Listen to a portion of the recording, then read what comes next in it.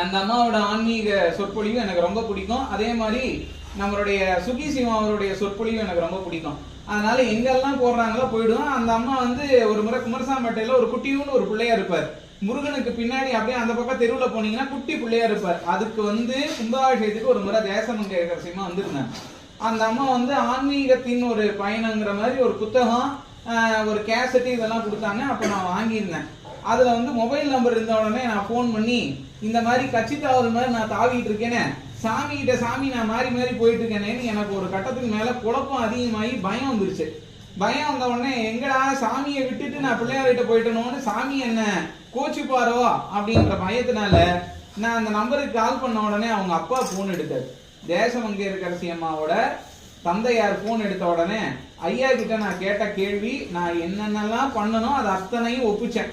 இதெல்லாம் பண்ணிட்டு இருக்கேன், இதெல்லாம் பண்ணேன், இப்போ இவர்கிட்ட போயிட்டேன் அப்படின்னு உடனே அவர் சொன்ன ஒரே ஒரு வார்த்தை என்ன அப்படின்னா, நீங்க முனியப்பனா இருந்தாலும் சரி, காளியம்மாவா இருந்தாலும் சரி, கிராம தேவதையா இருந்தாலும் சரி, எந்த சாமியா இருந்தாலும் சரி, நீங்க எங்க போய் பால் ஊத்துறீங்களோ கடைசியில நம்ம ஹெட்டு சிவன்கிட்ட தான் சேரும்னு. நீங்க எங்க தேங்காய் உடைச்சாலும் அது அங்கதான் போய் சேரும். நீங்க கறி வெட்டுற சாமி அதுவும் அங்க போய் சேருமானா அந்த சுரூபமா இருந்து அவர் வாங்கிப்பார். அதனால நீங்க என்ன வழிபாடு பண்ணாலும், விநாயகரை கும்பிட்டாலும், முருகனை கும்பிட்டாலும், அம்மனை கும்பிட்டாலும், பெருமாளை கும்பிட்டாலும், கடைசியோட டோட்டல் யாருகிட்ட போய் அது சரண்டர் ஆகும்னா சாமி கிட்ட தான் போய் சரண்டர் ஆகும்.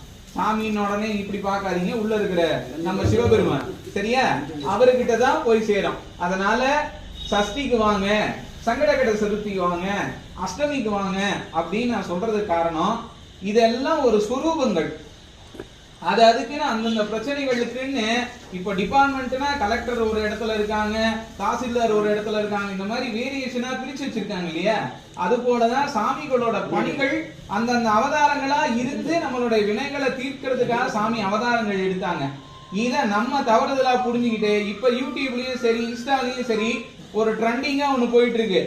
அப்பனை மட்டும் கும்பிடு, மத்த சாமி யாரையும் கும்பிடாத அப்படின்றாங்க. ஆன்மீகத்துக்குள்ள உள்ள வரதே இப்ப நம்ம ஆளுங்க ரொம்ப கஷ்டப்படுறாங்க. திருநீரை பூசினா கஷ்டமா இருக்கு, சாமியை போய் கும்பிடுனா கஷ்டமா இருக்கு, விளக்கு